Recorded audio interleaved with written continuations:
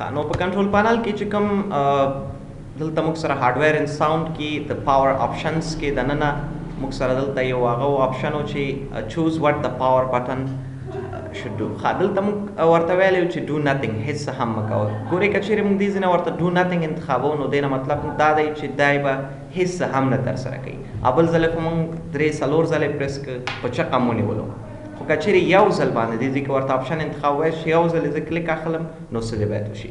اوس که چېرې یو ځل کلیک اخلو نو هېڅ به هم نه ترسره کېږي. بیا 3 ځلې کلیک وانخلو چې بیا هغه نشي ریکارډینګ هم سټاپ نشي. نو دې ځای نه موږ ورته انتخابوی چې کله زه پاور بټن باندې کلیک اخلم نو څه دې باید ترسره شي، او کله چې سلیپ بټن باندې کلیک اخلم څه دې باید ترسره شي.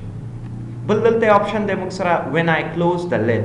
when I close the lid نه مطلب دا دی کله چې زه د خپل کمپیوټر چې کوم لید دی دا بندوم نو څه دې باید ترسره شي. که چېرې دې ځای نه هم موږ ورته do nothing انتخاب کړو، سیف چینجز باندې کلیک واخلو، اوس چې کله هم موږ د خپل کمپیوټر چې کوم سکرین دی پوره قات هم کو بیرته یې چالانوو همدغسې به خلاصېږي، یعنې هېڅ به هم نه ترسره کېږي.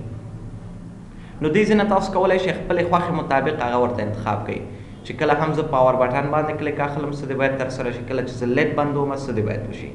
نو زه راځم دې ځای کې زه ورته هایبرنیټ انتخابوم، کله چې سلیپ بټن باندې کلیک اخلو سلیپ موډ ته دې لاړ شي، او کله چې هغه ته ځو پاور بټن باندې هم کلیک اخلو هایبرنیټ دې شي باید. نو دې ځای کې د دې فرق ما تاسو ته مخکې هم ویلی و. سلیپ چې کوم دی موږ سره دا د خوب موډ غوندې دی، یعنې ستاسو کمپیوټر به بندېږي خو کوم اپلیکیشن چې پکې خلاص وي هغه ټول به خلاص اوسي او ستاسو د کمپیوټر چارج هم ډېر زیات وهي. خو که چېرې تاسو یې هایبرنیټ کوئ نو دې نه مطلب دا د اپلیکیشن به ټول کلوز کېږي، کمپیوټر به دې هم په پوره ډول نه شټ ډاون کېږي، په پوره ډول نه ګل کېږي. کله چې ته چالانئ نو د شټ ډاون نه لږ وخت نیسي، یعنې ستاسو کمپیوټر بیا لږ تیز هغه کېږي چالانېږي. نو دغه کې او سلیپ چې دی بیا بیخي ستا چارج مصرفوي خو لږ یې مصرفوي، د سلیپ نسبت لږ مصرفوي، او که چېرې سلیپ ورته انتخاب کړو هغه خو بیخي ډېر زیات چارج وایي. بل دغلته یو بل آپشن هم شته دی موږ سره کریټ ا پلان. دې ځای کې تاسو کولی شئ خپلې خوښې مطابق یو پلان جوړ کړئ. لومړی موږ سره بیلنسډ هغه چې کوم دی دا ریکمنډډ هم دی automatically balances performance with energy consumption on capable hardware. بیلنسډ موډ چې کوم دی دا خپله چې کوم دی ځان شی کې هر رقم حالت سره دا شی کې ځان برابروي، ستا هارډویر سره ځان برابروي، هماغومره چارج مصرفوي.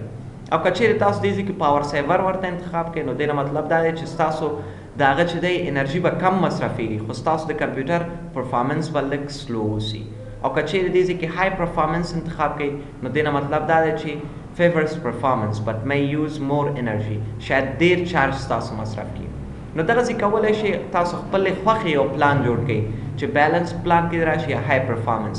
زه راځم های پرفارمنس ته نوم ورکوم my plan، او دې ځای کې دا نیکسټ باندې کلیک اخلم نو دغه یو پلان چې کوم دی به موږ ته جوړ شي.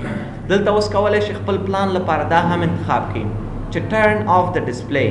وایي که چېرې زه په هغه باندې کمپیوټر کې کار نه کوو که نه اکثره وخت څو دقیقې چې زه په کمپیوټر کې ګوتې ونه وهم زموږ ډسپلی دی باید بنده شي.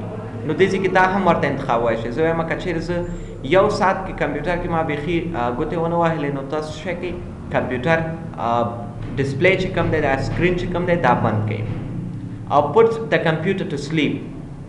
څومره وخت کې باید ستاسو کمپیوټر سلیپ ته لاړ شي. زه وایم که چېرې 2 ساعتو کې مې بیخي پکې ګوتې ونه وهلې نو دا باید څه ته لاړ شي سلیپ موډ ته لاړ شي. نو دا هم تاسو کولی شئ دې ځای کې انتخاب کړئ. کریټ باندې کلیک واخلئ، ستاسو پلان به دې ځای کې جوړ شي. اوس کولی شئ دغه ځای کې هر پلان چې ستاسو خوښه وي دې ځای کې انتخاب کړئ. زه همدغه لومړنی انتخابوم بیلنس چې کوم پلان و هماغه ما ورته انتخاب کړم.